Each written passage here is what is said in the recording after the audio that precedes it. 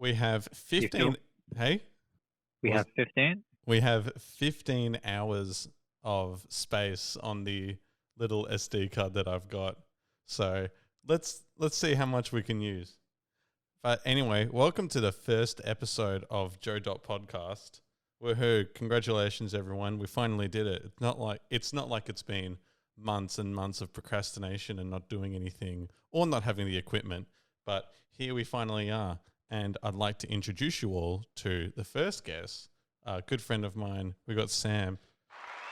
Woohoo! Round of applause. We'll turn that right down. Sam is a lot of things. He's a freaking collaborator of mine. He's a musician. That's his main one. I should have said that first. How would you describe yourself? I do a lot of things. I guess, the best musician's probably the easiest. Yeah, nice. Online content creator. We like that. Content creator. Do you like the term influencer, or does it kind of piss you off? I think influencer makes sense depending on who it is. I wouldn't call myself an influencer at all. Is David Dobrik still an influencer given how much trouble he's in? Or he's a bad influencer. He's a bad influencer. Good. Okay. One thing I wanted to... Yeah, carry on. I am actually out of the loop on this whole David Dobrik thing. I think it's a better conversation with two people who do know what's going on, but he's having a bit of trouble with... He had a prank that he did a very long time ago that seems to be a little bit racially charged and has a lot of issues to do with consent. And today he released an apology, and I saw it 10 minutes after it was released, and it has comments and likes and dislikes not viewable. So that's already quite sus. Not a great sign. Just from my personal assessment, it definitely felt like his team were like, you probably should make an apology. So it feels very forced out. It's like 2 minutes and 30 seconds. And he's very, how do I describe it? Like very condescending, and I don't know. It just feels awkward and weird, and it just isn't nice. Didn't really feel like he was acknowledging anything wrongful. Yeah, it's hard to explain. If I had video, I'll work on getting a video part of this working. But anyway, one cool thing that I actually realized the other day, just talking to a different friend. Do you know what is 6 years old? You meant to make a guess there. Sorry. Oh, a guess? Yeah. Most 6-year-olds are 6 years old. Well, it's actually five. Probably all of them, actually. It's actually 5.5. It's not a person. It's a thing we did. No, any guess? Is this the InanimateMash behind the scenes? Well, the first InanimateMash is we started making that 5.5 years ago, and I find that really, really crazy that it's been that long. That was the first big thing that we worked on. It's weird because I feel like 5.5 years is a lot, but it almost doesn't feel like that long at the same time. I know. It sort of feels like yesterday that you came up and asked me for it. What's the story behind it? Story behind InanimateMash? At least to your recollection of it. Like in terms of like our collaboration with it?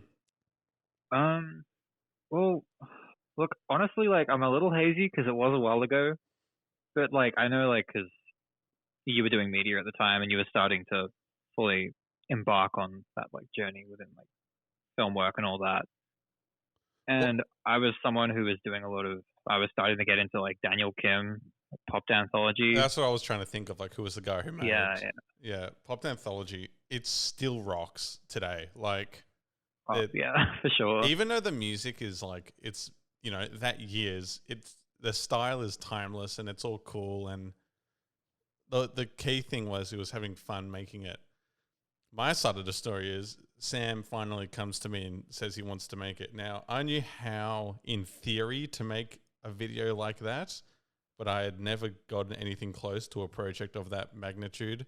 And so I was kind of figuring out what to do as I went along. Furthermore, I was actually on a holiday at a lake house when I was editing the whole thing. So in between water skiing and hanging out and doing activities in the Victorian countryside, I was editing away off a giant hard drive, which it was interesting.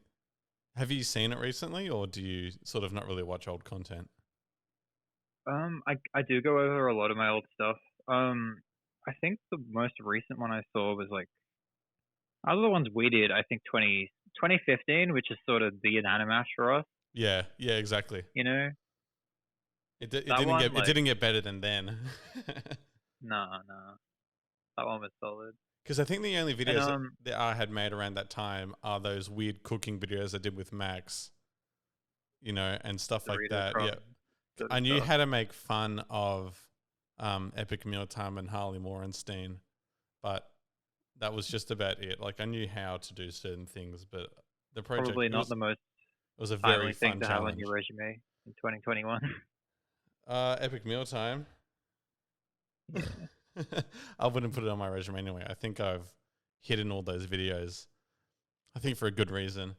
They're a bit crappy and especially cringy. Yeah, Inanimash, what a fun challenge that was. It was very interesting to figure out visual styles and that sort of stuff. Anytime I watch it, because FYI to how this sort of thing is made, not all songs are the same speed, believe it or not. Some songs have a faster beat and some have a slower beat, but some have very, very, very similar beats, and you can speed up or slow down accordingly to make it sound fine and in tune and, to the same speed. But the video that exists can't really be sped up. So there's a part where it's Uptown Funk and it is slowed down quite a bit, but not quite a bit. I actually can't remember how slow it is, but their dance moves work in the video because it is 24 frames per second. Yeah. Moving in that motion. 28 BPM. No, I think that song's 115 BPM. But oh, you mean the actual frames and stuff? Yeah. Well, that's the BPM, so that's fine. So the audio and the video then become a big challenge to put together. And then, there's something else. I remember as well, when there were bits of one song and then bits of an earlier part of the song later on. I remember you talking to me about that. I remember Can't Feel My Face was a bit of... Can't Feel My Face is a very interesting video because it's got that whole opening scene and the video.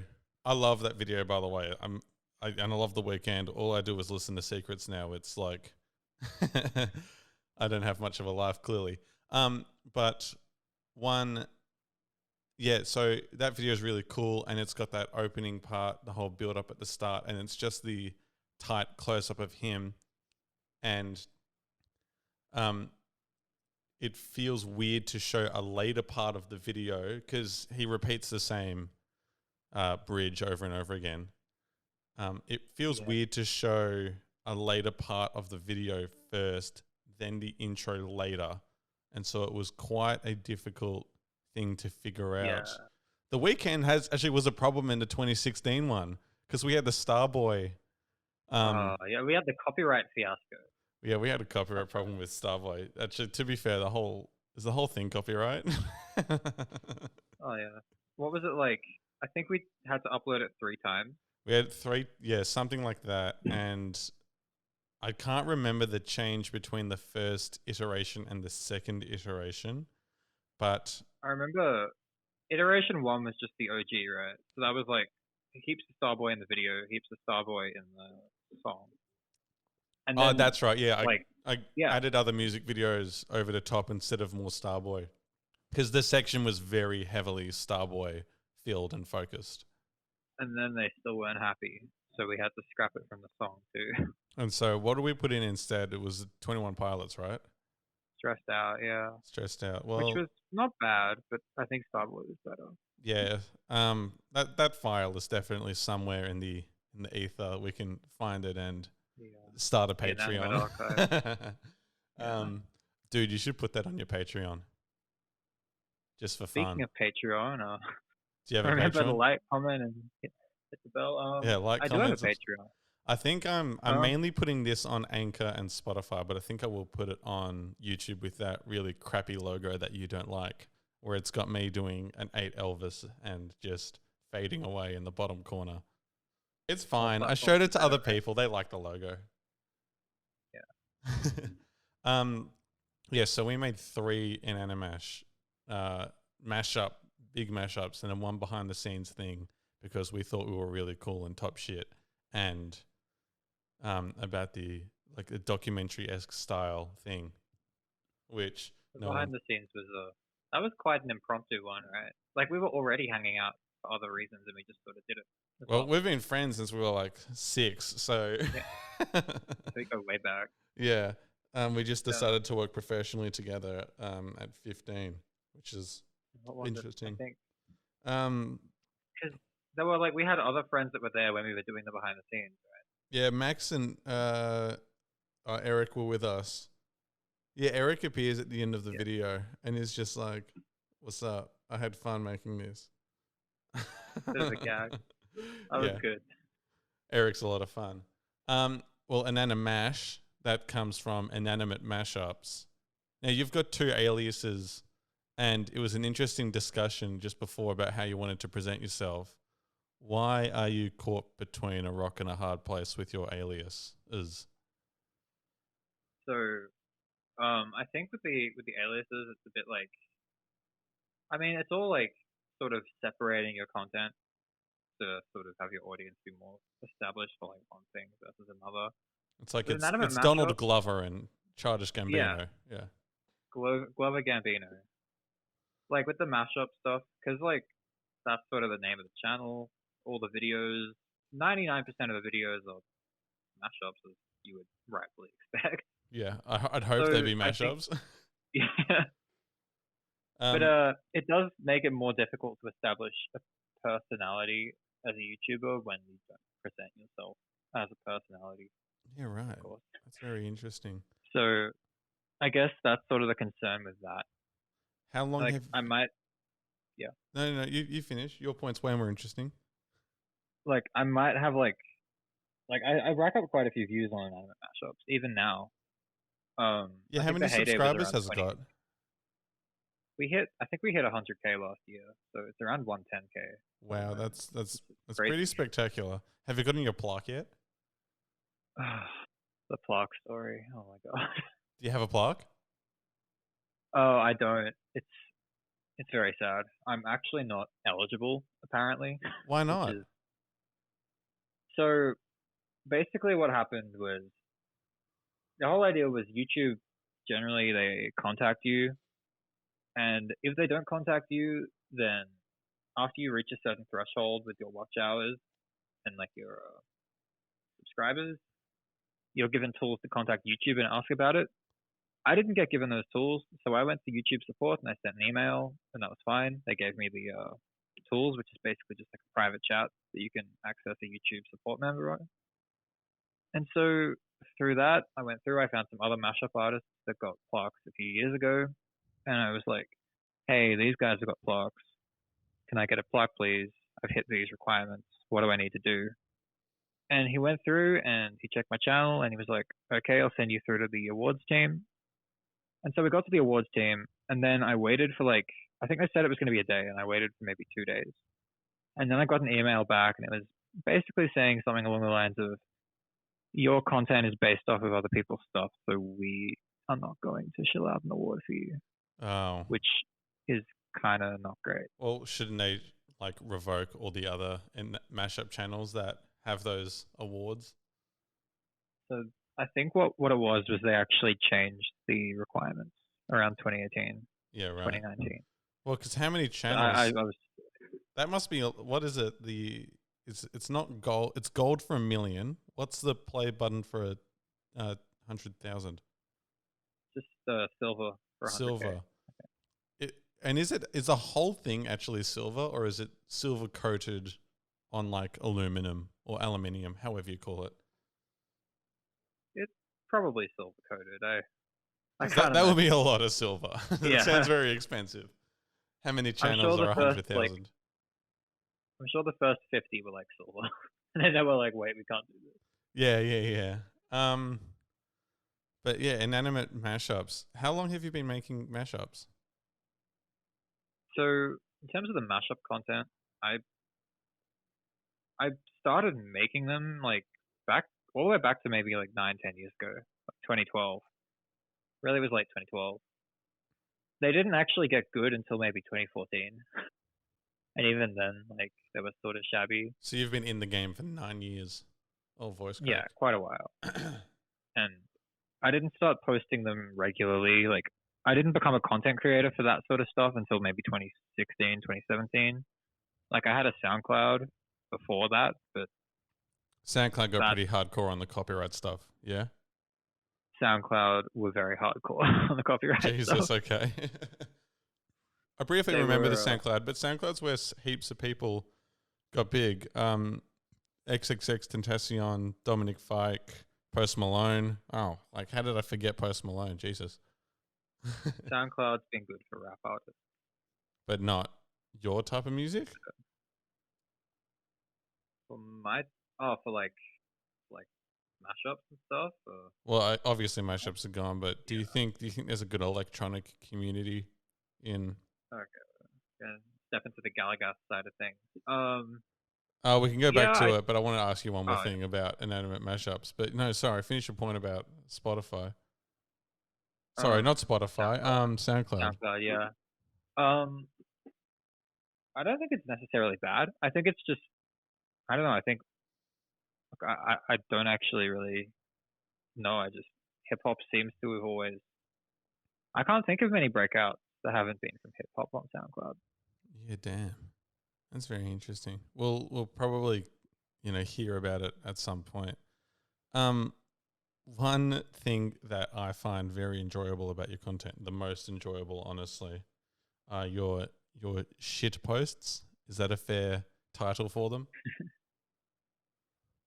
I think shitpost is probably the best word for it. Do you actually like Imagine Dragons, or do you like making fun of Imagine Dragons? I do like Pretty Imagine awkward, Dragons isn't a it? lot. It's both. It's both. Because as much as okay, when you've liked something for so long that you sort of even when they release something kind of crap, you sort of still like it, even Yeah, though you probably shouldn't. you have this weird Yeah. denial. It's like there's the latest Coldplay albums on all that flash, but then you're like, oh, but they're so cool. Yeah. And I have you heard the new Imagine Dragons song by any chance? What's it called? They put two of them out like a week ago. Follow You and Cutthroat. No, I don't know, but Follow You sounds like an Imagine Dragons album, so Yeah. that one's sort of their single. I think the reason I ask whether you like Imagine Dragons or not is because they seem to be the main target. Is target the word? I think what's the phrase? I've heard a lot of people call them the new Nickelback, and really? I think that's a bit unfair. But Well, in terms of reception currently, yeah, I think that's fair. In terms of, I'm gonna say I actually don't mind Nickelback. Am I I mean, gonna get in trouble for that one? not by me. I haven't heard enough Nickelback to say Okay. anything, so. That's interesting. I feel like each album has a separate identity. Like for Nickelback or well, not only for Nickelback less so, but for Imagine Dragons, I feel like Smoke and Mirrors versus Evolve are very, very different albums. yeah, no, for sure. Like, I think Night Visions has a special place in tons of people's hearts because that was massive, and like for us, that was the music of our growing up. Well, that was Inanimash 2015. I don't know what it is, but the music from 2015 just there's something about it for us at least that is like really connected and special. 2015 was a good year for that. I don't know what it is, but it's like I feel like it represents us. But it's like it's hard for 1 year of songs to represent people our age, even though we were 15. Like it's not often that you get songs that are super impactful, I find, like that have like a huge cultural meaning. Like you could have a song that's really commercially famous, but Pursuit of Yeah, Happiness by Kid Cudi? like yeah, it's like, is it gonna stick around or is it just gonna like Well, Pursuit of Happiness shit happen? as a Kid Cudi song, if he doesn't perform it, there will be a fucking riot. People will lose their minds. They'll be like, he didn't do what? And Yeah, they'll lose their minds. I love that song, by the way. Are you keen or not really? I feel like I have to be keen, man. It's Pursuit of Happiness, Yeah.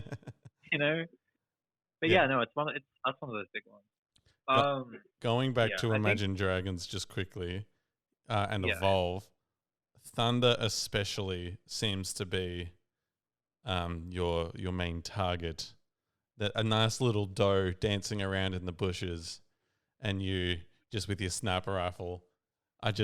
You've killed the mum and Bambi's next baby, and you got Bambi recently with the Discord sings Thunder. uh, That was pretty funny. I'm quite the hunter these days. Yeah, you're on the fray. Uh, So what? yeah, yeah, So what's the first Thunder video is Thunder, but every noun is replaced with Thunder. Is that yeah. right? So that was Is that your first shitpost? How many shitposts have you done before then? the first one that blew up.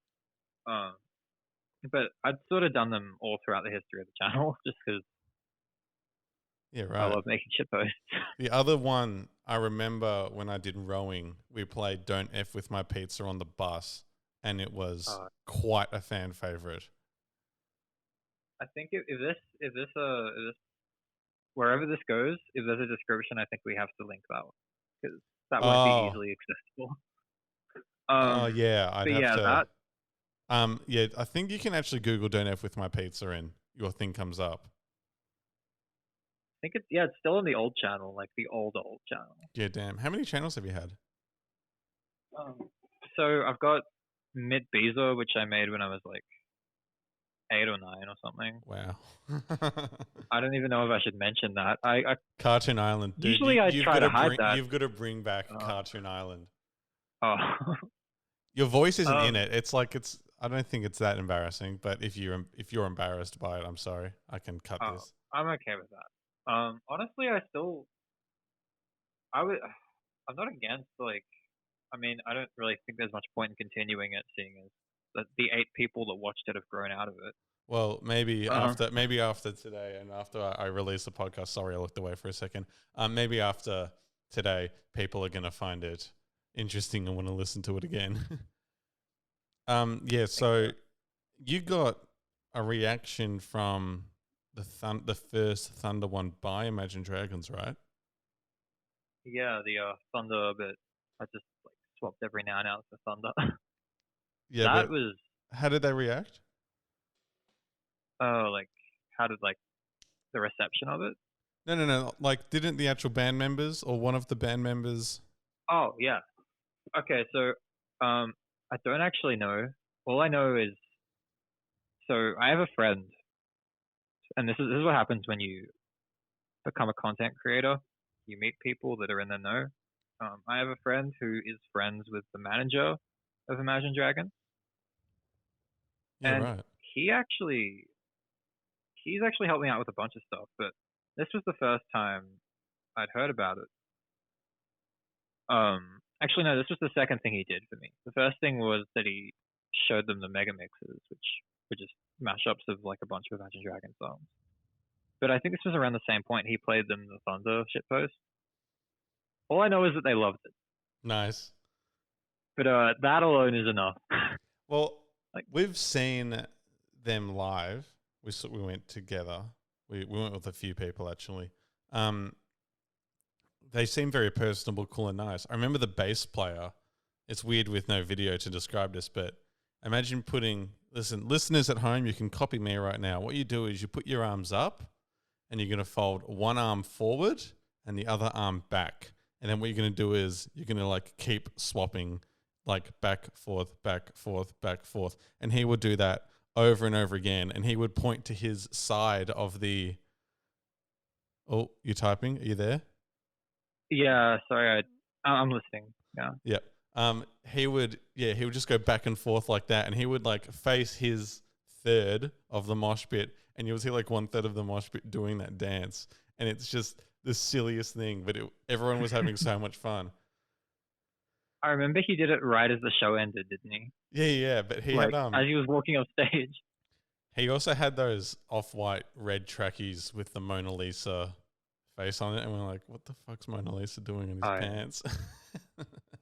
Honestly, Evolve, I think that album was massive, but that album, like, because I think it brought them to the forefront so much, that success is what led to people. They were pretty famous beforehand. Yeah, but like, I think that album was the thing that made them prominent enough for people to start getting sick of them. Oh, I see. Yeah. What was the negative reception for Evolve? Origins was the one where, forgive my French, but where shit really hit the fan. Gotcha. For Evolve, I think like a lot of fans of the band were a little disappointed. They felt like it was sort of a sellout record, which I guess you could say. Personally, I don't think sellout is necessarily a bad word. I think you can keep your style as a band and also make like pop songs and have it work. Yeah, and I think they actually did it pretty well. Daft Punk, Human After All, is a lot more rock inspired than the rest of their albums. And then you look at Discovery, which is very sample focused, and then Homework is just, whatever they could do, they made. And then, oh my goodness, well, Tron obviously has that theme. And then Random Access Memories. I can't believe I forgot Random Access Memories. It's easily my favorite, and I forgot it. Random Access Memories is an ode to music as a whole, and so it's got all sorts of things going on.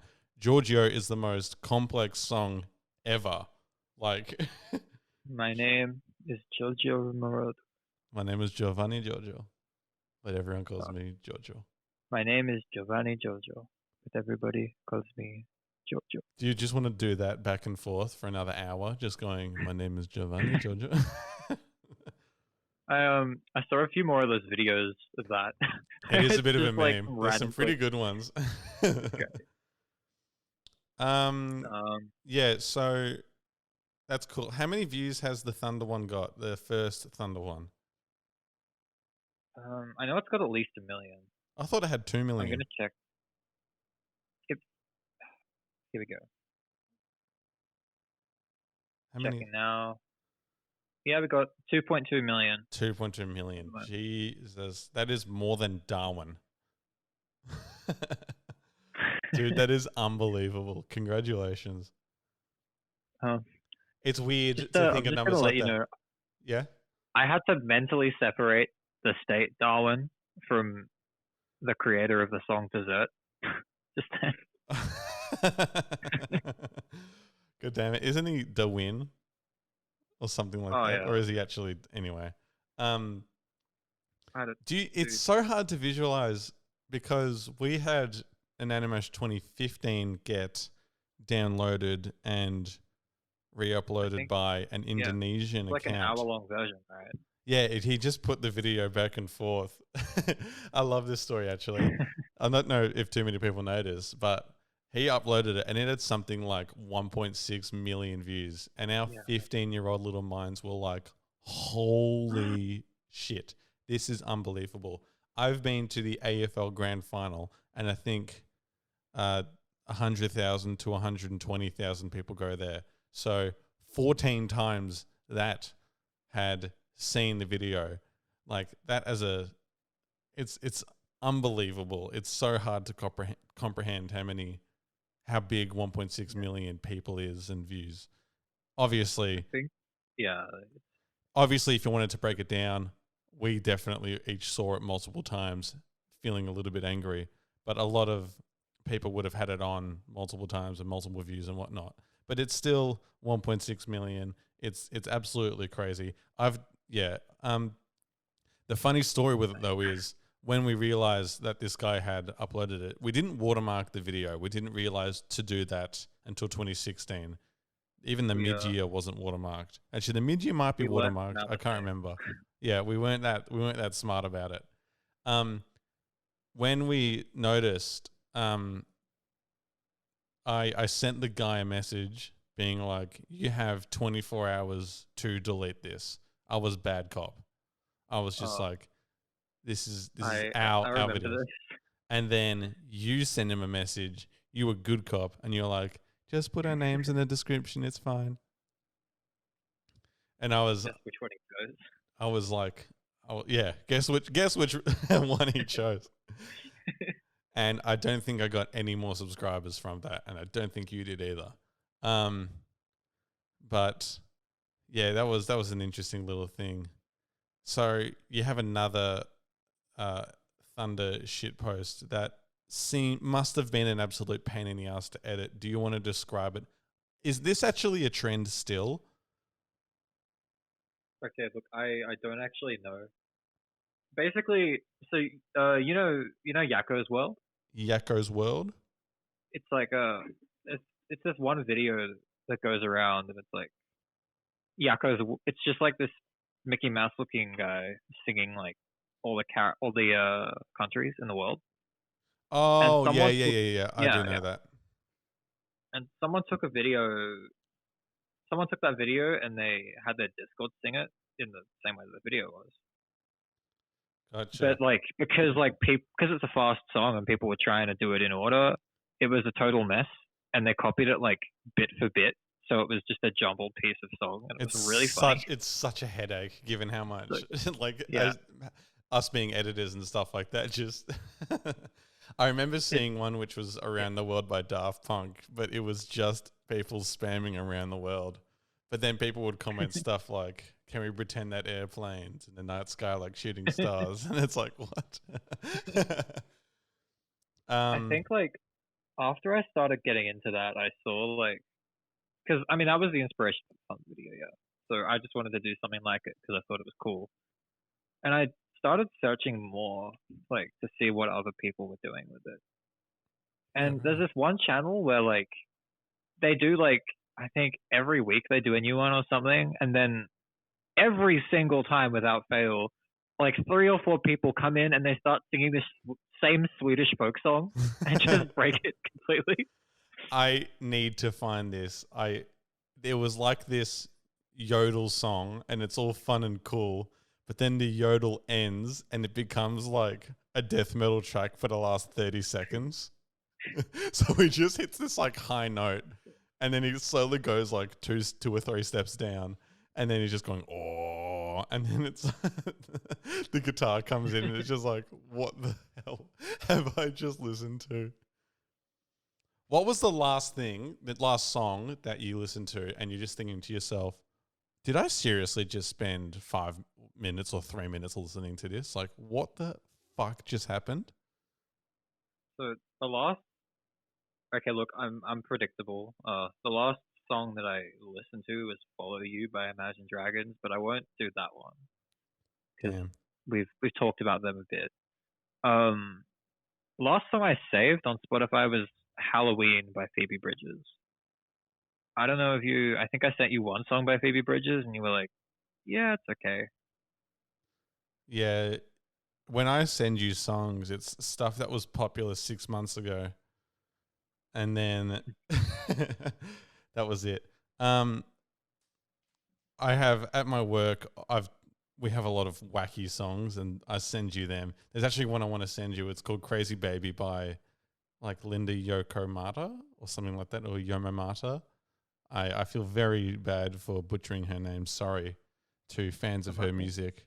I'll send it to you later. It's not on Spotify, irritatingly, because I would totally put it on a thing. It's on YouTube, and it's got something like 590 views, and I think 585 of those are me.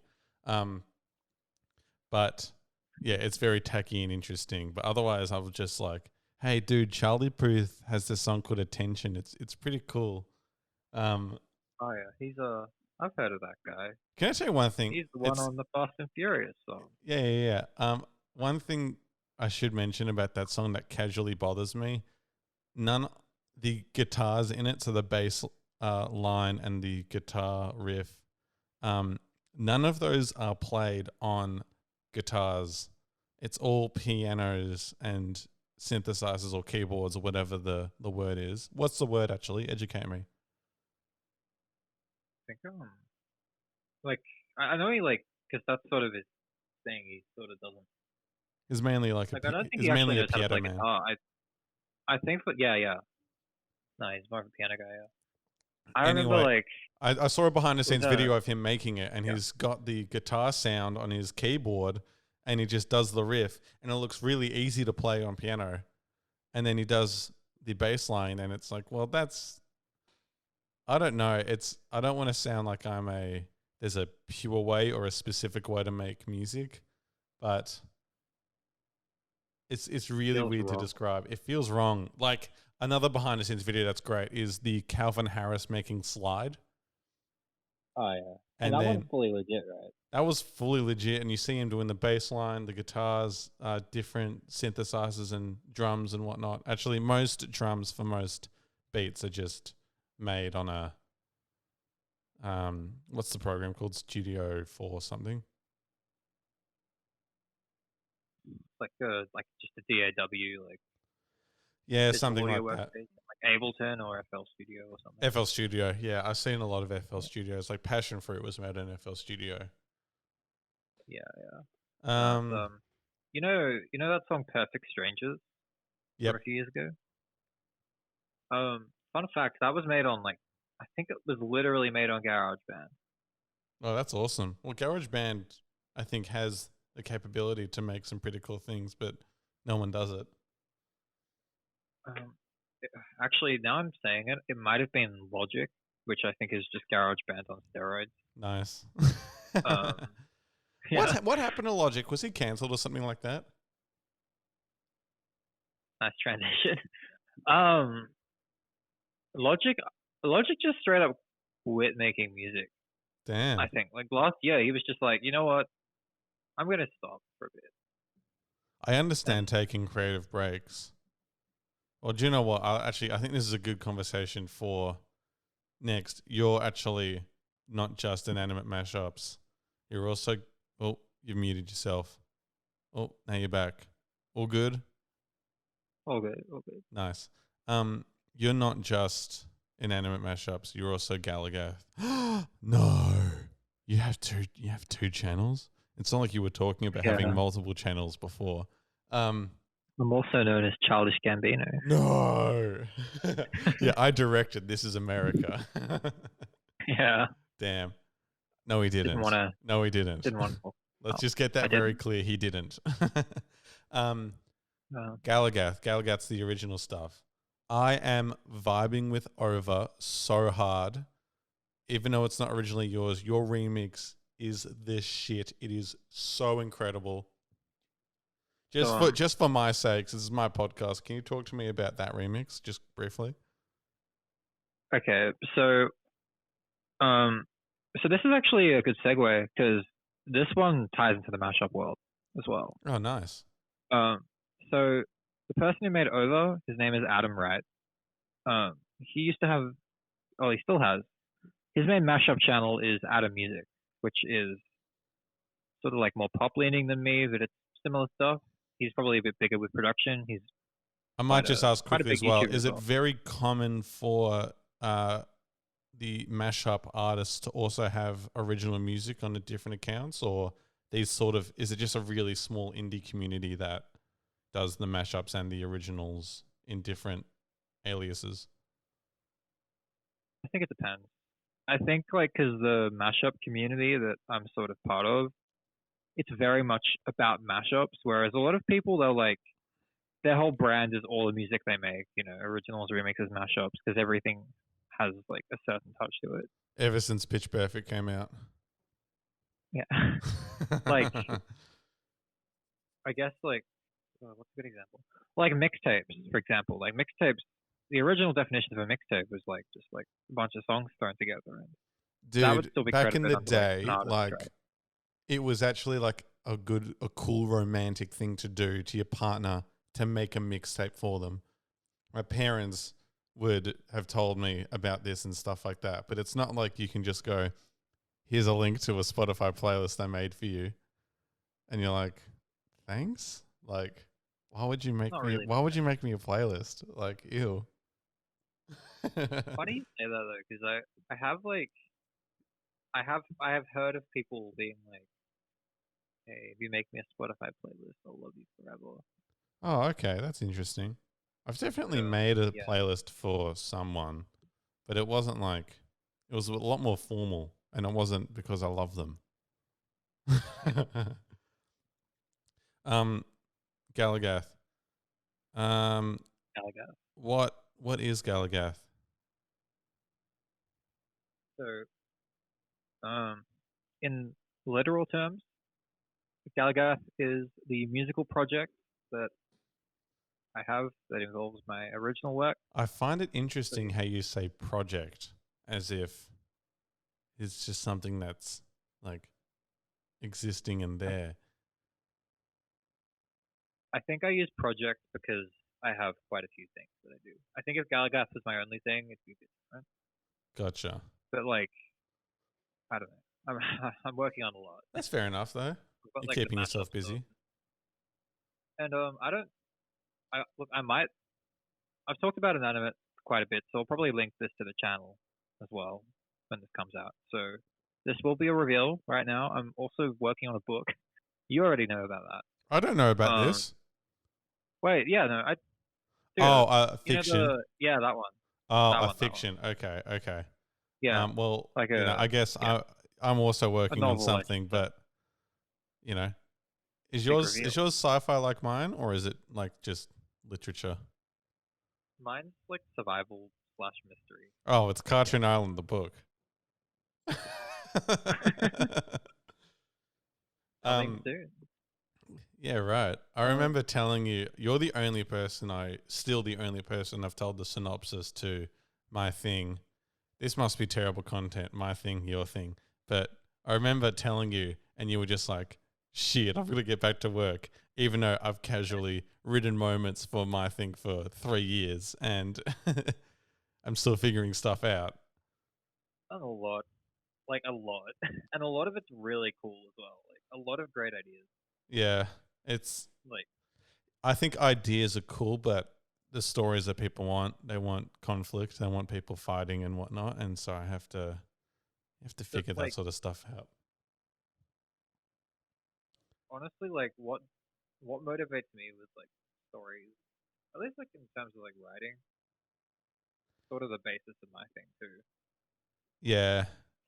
Character conflict, character development, and having complex, like, emotional stuff. Themes, arcs, build-ups, setups, payoffs. It's rat's nest. I got you clearly quite like you care about that a lot. You put a lot of work into that, and it shows because there's a lot of cool stuff going on with your characters, and that's what really excites me.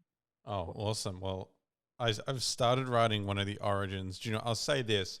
One of the characters is very religious, and I thought it would be cool in his little origin moment for half of it to be written as a prayer, and it's quite the writing challenge. Not gonna lie, but yeah, it'll be interesting to see. I got to keep working on it. Anyway, let's go back to Gallagath. In terms of that project, using your language, what are you working on currently? Okay, so at the moment, things are a little slow. I have a full-time job, which I have not had pretty much ever, so I don't have as much time to work on my musical stuff. Also, Gallagath's sort of going through a bit of a weird phase where I'm making a lot of stuff, but I don't necessarily know what I want to do, like how I want to define my vision. But in terms of stuff, I've got a new show, like a new performance I'm doing on May. I want it to be the biggest one ever. I'm going to try and get like a projector going, some visuals. Wow. I'm going to try and live stream it at the same time. I want it to be the biggest one. Oh, wow. That's actually pretty cool. I didn't realize you were trying to do like hybrid and stuff like that. That's called media convergence. That's a bit of my uni knowledge coming out. I like that. And new different ways of Merging presenting of media. But Were you saddened by Daft Punk dissolving? to be completely honest, just because they hadn't done anything for so long and they'd had such complete careers, I wasn't saddened necessarily. It was solemn, but it felt right to me as well. It made sense to me. Their last live performance, I'm not sure how much history you know, so Daft Punk might be my favorite band, FYI audience. But their when they started, they were called Darling, and they had a third member. I feel terrible by not remembering the guy's name. They got described in a newspaper, the band, as this daft punky crap, and they were going to turn their worst criticism into their ultimate, musical empire, genre inspiring name. And the other guy who was in Darling eventually left the group, and he formed the band Phoenix. Do you know it? Phoenix. Yeah. They're pretty successful. I'm sure I have heard of them. I'm just gonna. Anyway, Phoenix and Daft Punk occasionally did collab shows and stuff like that. And the last live performance of Daft Punk was at a surprise appearance at a Phoenix concert, which must have been awesome. Like, you pay $90 or whatever to see Phoenix, and then suddenly Daft Punk turns up and you're like, holy shit, this is next level cool. But that was their last live performance, and that was in 2017, and then 4 years later they disbanded. But what were they doing in between that for so long? Like, Recharging. yeah, I don't know. It's just it doesn't I take do think it's 4 sad years they to didn't get dissolve. Sorry? Sorry, No, you say. I do think it's kind of sad we never got to see anything from Random Access Memories. Live? Live. Yeah. Yeah. I think they had that Grammy performance, which was pretty cool, but it again, it's quite limited. Is Daft Punk a big inspiration for your sound? Because it's a very cliche question, but I think it's still very relevant. I think their impact is pretty massive. I think the Daft Punk, I have influences, but they're not necessarily artists as a whole. A lot of the time, it's I'll listen to a certain song and I'll be like, this sounds really cool. I want to create something similar. What songs and music are you digging now? Sea shanties? I actually didn't see much of the sea shanty thing, but I heard about it. I heard TikTok. I know 3 sea shanties, and that's it. Like, I've listened to it 3. I do kind of love that that's the thing. It's quite charming. I quite like it. Actually, I don't know if you saw it. I actually posted a mix with Wellerman. Oh yeah, Wellerman. Yeah. I got to look into that. That's pretty funny. Wellerman, and then the instrumental was Fireflies. That's not bad. That one, literally, first day, got twice as many views as my other last 10 videos. Clearly, you got to follow the trends. There's a clear indication there. I feel like with Gallagath, can I give you a little bit of criticism now? I hope you don't mind. You pump out a lot of music through Gallagath, and it seems very quick. Not that Daft Punk's a good example, but usually, how many albums have you made? 4. 4. And then there's EPs as well. Jesus. So 4 albums, 2 EPs.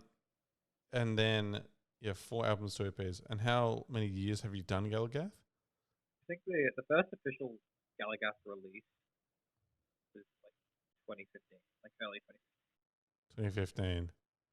But Okay, so you're at 6 years, 4 albums.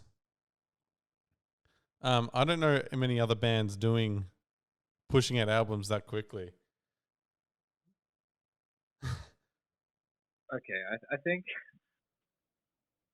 Do you catch my so. drift? I feel like, do you feel Yeah, like you're yeah, just putting out music for the sake of it, or? I get what you mean, and honestly, it's something I'm actually working against now. Um, that's why I Spending a haven't little bit really. more time. That's why I've only released. I think I put 2 songs out last year. And that was it. Yeah, right. Um, Well, COVID was a little bit tricky. yeah, that was definitely part. But no, because back when I started, I wanted to get big, of course. Like I wanted my music to be heard by people, but like really, it was about creation. It was about me getting my ideas out, and it was a lot of fun with me, and it still is fun. But that was really about me discovering how to make it all work, and how to actually do it. Oh, And I because see. of that, I created like a lot of music. Do you want to learn how to play guitar? Yeah, I kind of. I can play like 6 chords. 6 chords. Well, So how many notes are there? 7. So 7. Yeah, 12. well, No, once there's you know 12. how to play bar chords or power chords, you can play any chord. That's what Green Day do. Green Day only play power chords. Do you know what a What the power chord fuck? is? Yes, but I'm not familiar with what they actually look like. Okay, it's again one of those things where describing it doesn't actually help at all. But it's a very Yeah. simple shape that you can do with 3 fingers, and you can play it anywhere, and it makes a chord with the bass note and the high note being 1 octave apart, and then a note in the middle. I forget whereabouts, but yeah, it's a very simple, effective chord. Most Green Day songs use them, and Yeah, I have heard about the prevalence of power chords. I know it's like because that's like a lot of like the OG original punk bands, like the Ramones and stuff. Like Ramones, they, Sex Pistols a that's what little they do. bit. I don't know actually about Sex Pistols, but yeah, Green Day are definitely the main example of it. Um, so are you planning, apart from that live thing that you want to do you're doing in May? Sorry, do you have Yeah, any other big plans for Gallagath the this year Gallagher. that you're allowed to talk about? I've got a few songs that I've been working on. A lot of demos I've been making. Been trying to get some collaborations working with other artists. I actually finished the song on Monday, Oh, congratulations! just this week. Do you want a studio Um, deal? studio deal? Yeah. Like, do I? Sorry. Do you want one? It's not like I'm Yes. offering you one, but Like, I'm like, not gonna say no. Yeah. Hey, this is how much? No, yeah, I do, but I think other people would get more out of it than I would because I do so much at home. I I think I I do think think you there's gotta stuff I need to recruit. you gotta But do more you gotta do more live streams and be a little bit more like Mark Ribble or whatever his name is, and just tune out a bunch of live streams and just have an absolute blast in your underwear. I don't know if we'll go that far. Not in your underwear, but I think doing live streams and stuff like that could be a pretty cool idea. No, I know one thing. We have a video idea. I think the only way that would be able to properly do it at this rate is to start a Kickstarter and then make it. even then, I don't know if we'd be able to get like enough people. Um, It's a yeah, the video it, visually is quite simple, but to technically make it, it's very complex. It's a one shot, but it's it would it would demand a lot of planning and precision. there. That's but yeah. Once we have if we get it financed and stuff like that, it can get done. But obviously that would take a while. If I would partly produce it and partly fund it because we sort of came up with it together. Um, Yeah, but it would take quite a bit for both of us to pull that all together and then do it. And and even then, making the money back would be a little bit difficult. And may I just add, this video idea is for a specific type of song that, as of now, is not existent. Oh yeah. We don't have a song planted. We actually So there'll be a song built around the video, which is a bit of an interesting one. it's a very interesting creative challenge. Like, I don't know. I have really weird creative processes. Like the Zombie Problem, a film I made whilst I was in year 12. I had this idea for a scene where it was these guys feeding a zombie cornflakes and stuff like that in 2-minute noodles. And and from there I figured out the rest of, I don't know why. I thought the scene was so funny in my mind because the zombie throws up blood on one of the dudes. And we shot it twice. So we had to do 2 different angles because we only had one camera of a zombie coughing up blood on a friend of ours. But anyway, that's beside the point. I think I want to break down the Zombie Problem in its own podcast with Max. I think that'd be a pretty cool thing. That would be because I know you have a. Do you have animosity towards it, or is it sort of like? I don't know if animosity is the in response to other people? It got a lot of dislikes, not because people disliked it, but because people got together and collectively disliked it as a bit of a prank, and it left a really sour taste in my mouth. I don't know. I don't know. I treated it was like a child to me at the time. Like, I can look back now, 3 years later, and be like, this isn't actually that great. But I had a lot of fun making it. I learned a lot of lessons. Actually, well, speaking of money and financing videos, I think half of the money I spent on that video doesn't actually show in the video, if that makes any sense. Like, we had scenes that were a little bit more expensive to put together, more props, different visual styles for the zombie itself, a lot of layers that just didn't end up appearing. Some B-roll. Yeah, I had to get rid of 3 scenes. There was a very specific 9 minutes, 59 second time limit. And the script I wrote, I think, was originally 15 minutes, the first draft, or actually 17 minutes or something like that. And I just had to condense the shit out of it. Like, one of the main problems actually with editing it was I had got these friends, they did like this rock. I got one of their rock songs to have at the start and at the end. And they said that we needed this much time to appear at the very end of the video to show our song. And yeah, which is fine. They deserve to have credit and stuff like that. And, I'm totally cool with that. But it was an absolute, it was such an obstacle to get it under 9 minutes, 59 seconds. If I could redo it, the video would probably be something like 12 minutes. But then again, what I would add isn't much. I'd have to find the script again and break it down like that. It's a complicated relationship with that video. I did want to make a giant behind the scenes video for it. But yeah, we'll that'd see. be an interesting one. What if you got like? I imagine the chances are slim, and I'm aware that by continuing this conversation, we are stepping into other podcast territory. Oh no, that's fine. That's fine. It's all right.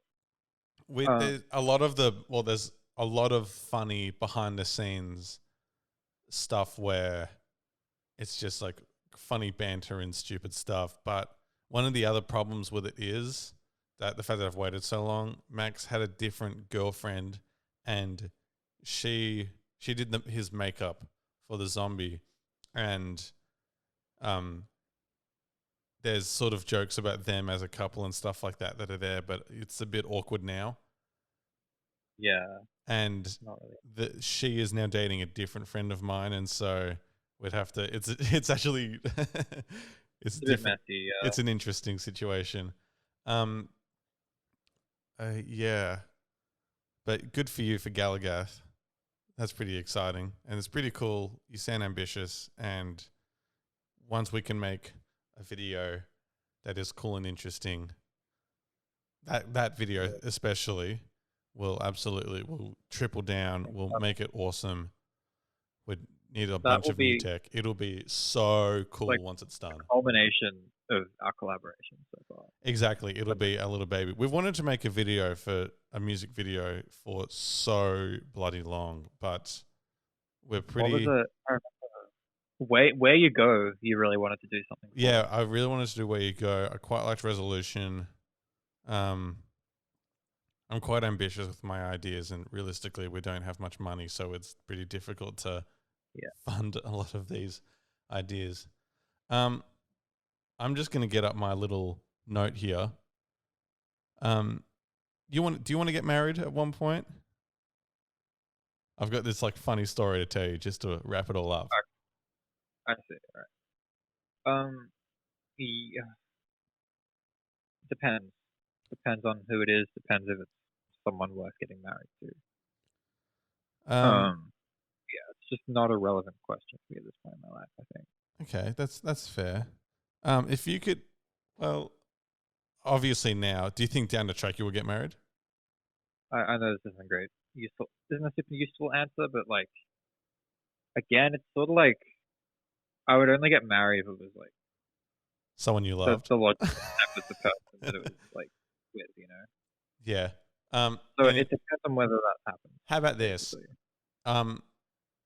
Your bachelor party or a 21st, what would you want to do? That's if you had an unlimited budget, what would you do for your 21st? That would be absolutely crazy and awesome. I honestly, because you've had your 21st, yeah.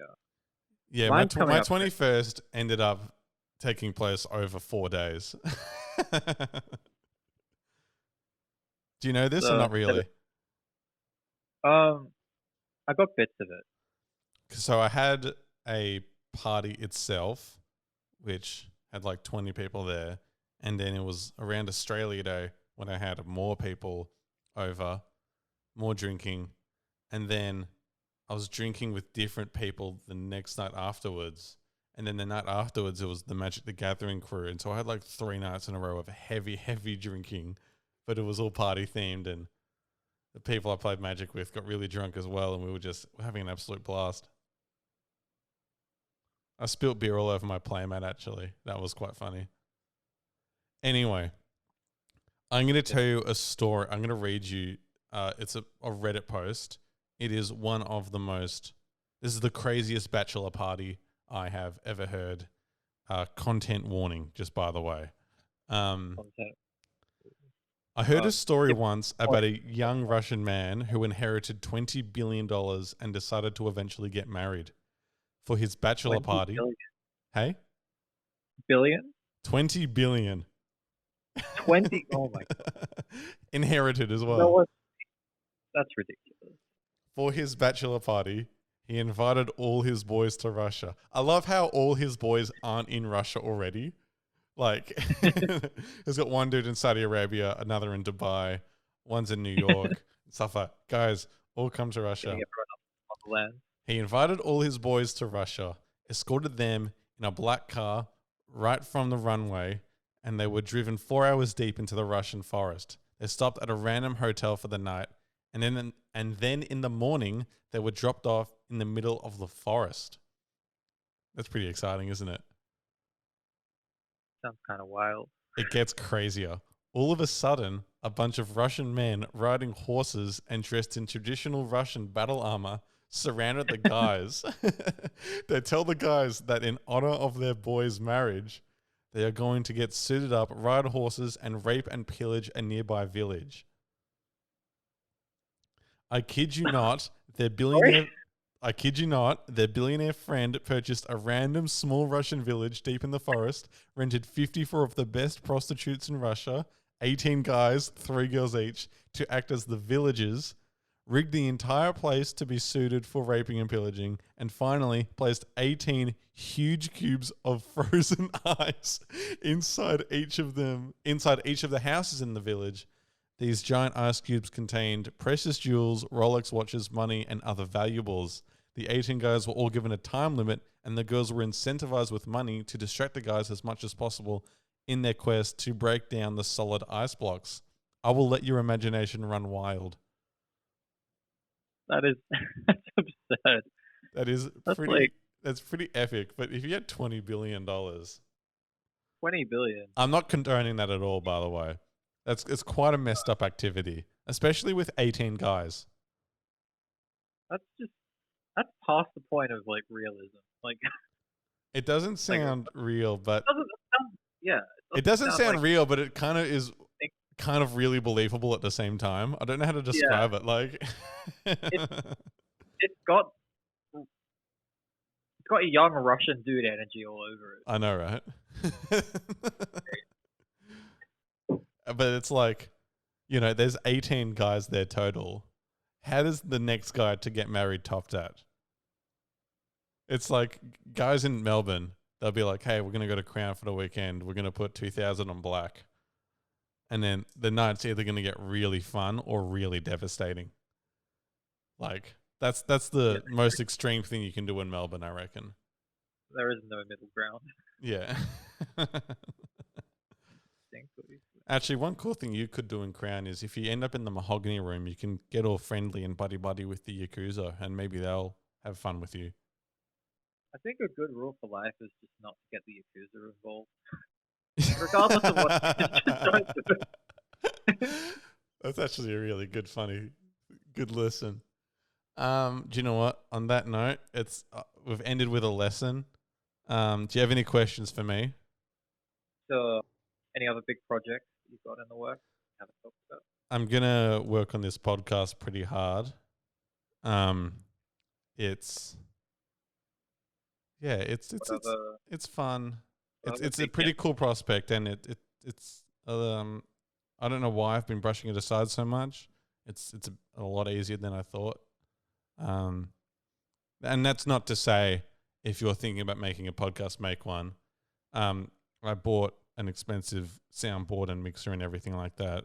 I'm dedicating quite a bit to this. But once I was actually working on it and in the zone, it was a lot easier. It was just getting over that mental barrier to actually start. But yeah, this will be the main stretch for now because I'm still in uni and I've got a job as well. So this will be like a third activity. I mean, podcasting is probably a good thing. Like, podcasting is really big. Not to go back to uni again, but I did a project on podcast. There is no, 80% of Australia played a video game. 80% of Australian households own a gaming console, and one person per household listened to a podcast each month last year. So in Australia, a gaming-related podcast, there's a clear market for it. And there's a lot of people that might find that interesting. So potentially that was another thing I wanted to try and do. I've got a few friends that stream. And so I was seeing if they wanted to start a podcast, but I couldn't get them all together to talk about it. But it is what it is. Anyway, with that note. Get people on in person. Sorry? Are you looking to do video as well eventually? Yes. I know, I'm already a Joe Rogan clone. I'm just going to be me with a bunch of different people on it. I'm probably going to have you every other week because I can't find a different guest. No, Joe Rogan's obviously very cool and interesting. I think my angle, though, is I'm not sure. You can read the description once I upload this, but we're being born past 2000 with all we know is social media. We know more, obviously, but that's it's one of the biggest parts of our lives. We're in a very interesting generation. We're past millennials, and so millennials have pioneered businesses, and so there's this anxiety that's sort of there for our generation that's, like most generations, is there, and I'm trying to figure out the right words to say. It just feels so different, and I don't feel like that there aren't many outlets where young people get to express themselves. Like, you've got Billie Eilish who's like really massive and has got a bit of that going on. So I don't love her music, sorry everyone, but her being younger than us and being as successful as she is awesome. Go her. Awesome and also scary for us. Yeah, because it's like, what are we doing? Honestly. I'm not Yeah, gonna, Sam. I don't want to offend you, but she's a way better singer than you. Oh, I already know that. That's okay. My strength. I know that. Yeah, final notes. I want to try and do this get an episode out every Sunday. One of the guys that really wants to do this, he wants to do my astrology and my star sign and stuff like that and talk to me about what that all means. He's also really a massive DC fan, so we're probably going to do a deep dive on the Zack Snyder Justice League that comes out tomorrow. We're recording this on the 17th of March. It comes out tomorrow, which I'm actually super keen for. What a story and what what monumental success of a movie that whole thing is. Do you know much about it? It's a recut. It is a recut. Zack Snyder was originally working on it, and he had done Batman vs Superman and Man of Steel. Unfortunately, Zack Snyder's daughter committed suicide, and so he had to leave the Justice League project. And Joss Whedon came in. Now, he did the first 2 Avengers, and he did Buffy. So he's a good director, but the studio got heavily involved in the script and the editing and the story with Justice League, and it ended up being this weird Frankenstein of a movie, and it just was not that... Yeah. It's just not that good or enjoyable or anything like that. And for 4 years, people have been like, release the Snyder Cut, release the Snyder Cut. Jason Momoa and Gal Gadot have both tweeted on the hashtag, and eventually HBO Max were like, here is $70 million to finish it. Go ahead. And through all the processes as well, different communities have raised money for mental health and awareness and suicide prevention. I think Zack Snyder said something like $500,000 at one point was donated, which is just incredible. So the story isn't actually just about a movie being made. It's about a culture. It's about persevering. It's about survival. It's pretty hardcore, and it means a lot to a lot of people. Anyway, it's a 4-hour movie that's going to be on HBO Max. Do you like that? Do you reckon you're going to see it? 4 hours? I'm keen to watch it. I'm gonna watch it I'm gonna watch it after Magic tomorrow. Magic finishes at about midnight. I'll be up till 4. I don't care. I'm down. I love it. Listen, people watch Lord of the Rings like once every 3 months, the whole trilogy. Now, I like Lord of the Rings, but I'd see the length, and I'm like, screw that. But I see a 4-hour Justice League movie, and I'm like, yes, please. Justice movie, and I'm still feeling it. Maybe I'll watch Infinity War and Endgame. Oh, don't say that. You're gonna get so much hate. Do you want me to bleep that out? Crossing the stream.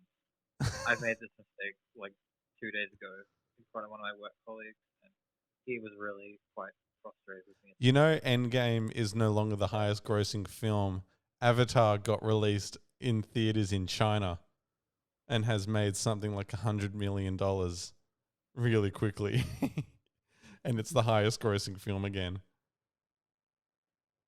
Dude, the Disney Illuminati must be pissed. Someone in the Avatar is yeah. Property of James Cameron. Okay, I think my brain's just... I think we should wrap up. Yeah. I think we've had a good job. Yeah, I'm running out of steam, man. Yeah, that's all right.